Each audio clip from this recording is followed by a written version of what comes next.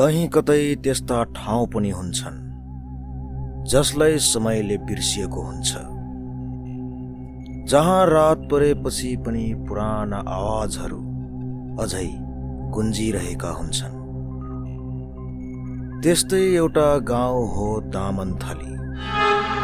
त्यहाँका मानिसहरू सूर्यास्त हुनासाथ ढोका बन्द गर्छन् र प्रार्थना गर्छन् कि रातले उनीहरूको नाम नलियोस्। तर यो कथा कुनै अफवाह होइन। यो एउटा पत्रकार आर्यन थापाको हो, जसले रहस्य खोज्दै आफै रहस्यमा हरायो। आर्यन थापा एक युवा पत्रकार जसले दामनथलीको कथाहरू सुनेर त्यहाँको मिथक र पौराणिक कथाको खोजी गर्न सहरको भिडहरू छोडेर गाउँ आएको थियो। उसले दामनथली पिशाचको कथा सुनेको थियो। त्यहाँ रात पर्न साथ मानिसहरू हराउँछन्। जब बिहान उनीहरू भेटिन्छन् तबसम्म उनीहरू मरिसकेका हुन्छन् र उनीहरूको शरीरमा एक थोपा पनि रगत हुँदैन। उनीहरूको शरीर नै सेतो र आँखा भित्र पसेको हुन्छन्। यो कथाको सत्य पत्ता लगाउने चाहनाले आर्यन दामनथली गाउँमा आएको थियो। तर उसलाई थाहा थिएन कि सत्य सधैँ उज्यालोमा भेटिँदैन भनेर। गाउँ सधैँ मौन रहन्थ्यो।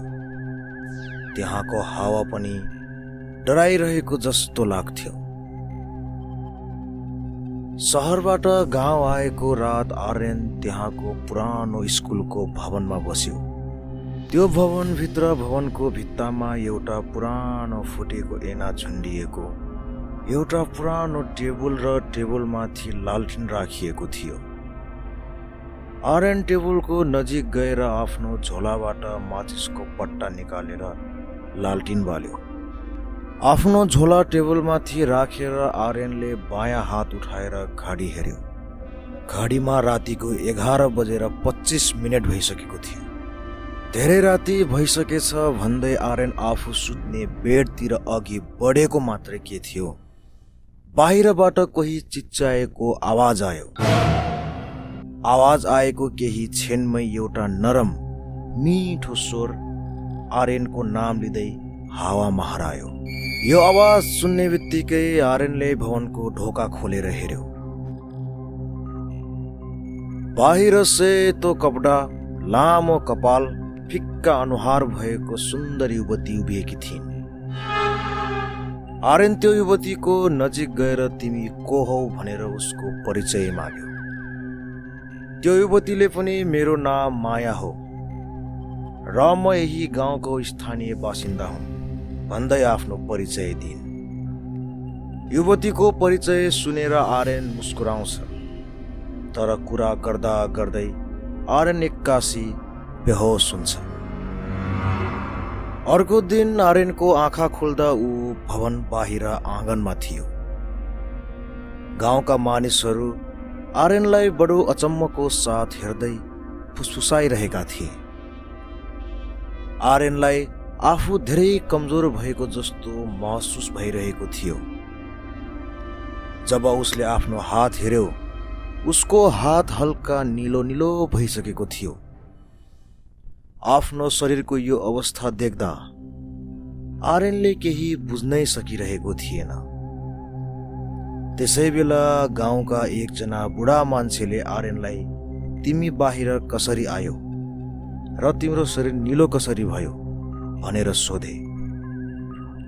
आर्यनले हिजो भएको सबै घटना ती बुढा मान्छेलाई सुनायो। उसको कुरा सुनेर सबै मान्छेहरू तर्सिए। तर ती बुढा मान्छेलाई यो अचम्म लागिरहेको थियो, आखिर पिशाचको आम्ने सामने हुँदा पनि आर्यन बाँच्यो कसरी।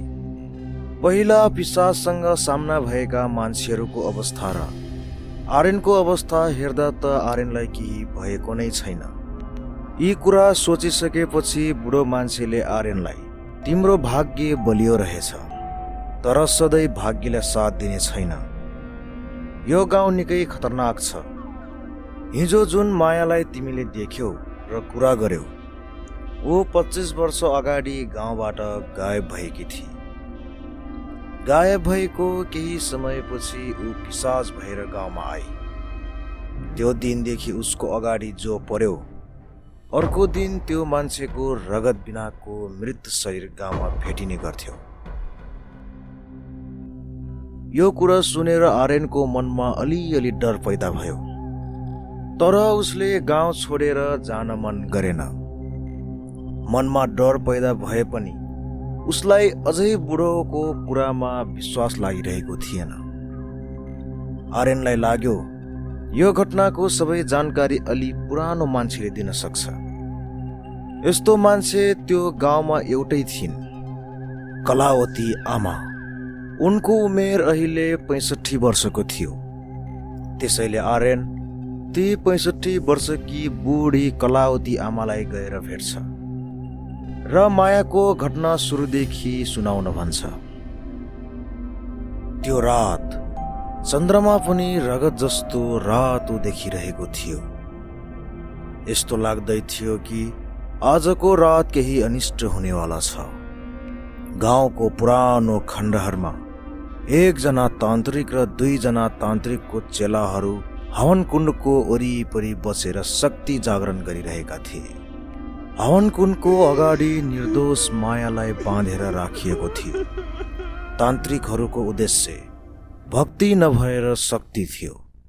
रगतबाट अमरत्व खोज्नका लागि मायालाई तान्त्रिकहरूले बलिको लागि लिएर आएका थिए। तान्त्रिकहरूको शक्ति जागरणले त्यहाँको हावा समेत काँपिरहेको थियो।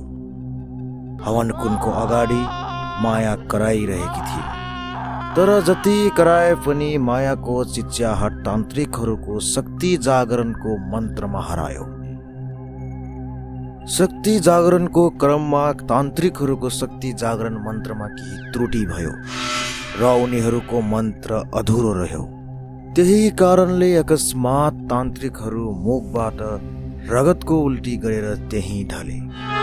शक्ति जागरण मन्त्र त्रुटिले मायालाई पनि आधा मान्छे आधा पिशाच भन्ने श्राप लाग्यो। कलावती आमाले मायासँग भएको सबै घटनाहरू सुनाइन्। यो सबै घटना सुनेर आर्यन घटना भएको ठाउँको अनुसन्धान गर्न त्यही पुरानो खण्डहरहरूतिर लाग्यो।